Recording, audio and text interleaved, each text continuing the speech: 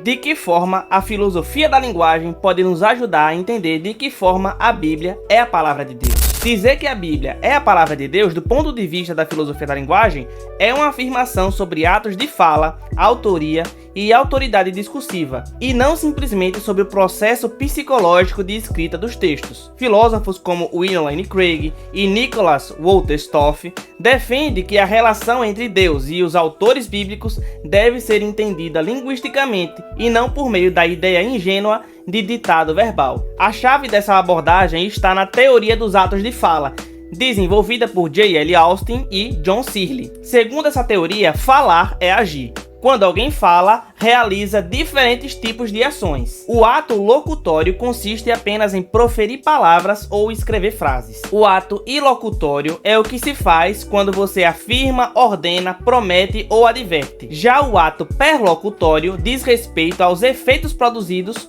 como convencer ou motivar alguém. Essas distinções permitem compreender como um texto pode carregar autoridade, mesmo quando quem o escreve não é a fonte última dessa autoridade. Wolterstorff aplica essa estrutura à Bíblia, afirmando que dizer Deus fala é dizer que Deus executa atos ilocutórios por meio de textos humanos. Os autores bíblicos realizam os atos ilocutórios, ou seja, escrevem palavras em hebraico, aramaico ou grego, enquanto Deus se apropria desses textos para realizar atos ilocutórios, como ordenar, prometer ou revelar. Assim, Deus não precisa escrever diretamente para falar.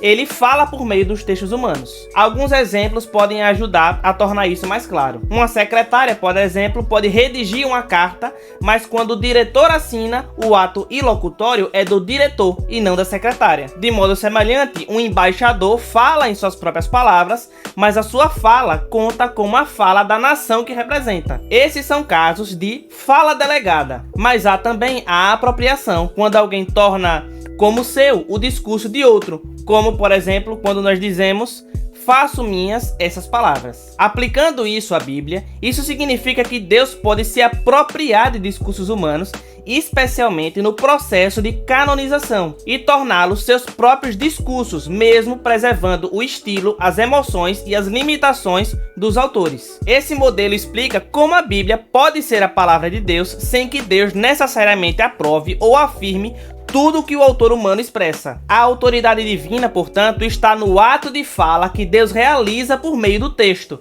e não em cada estado mental do autor humano.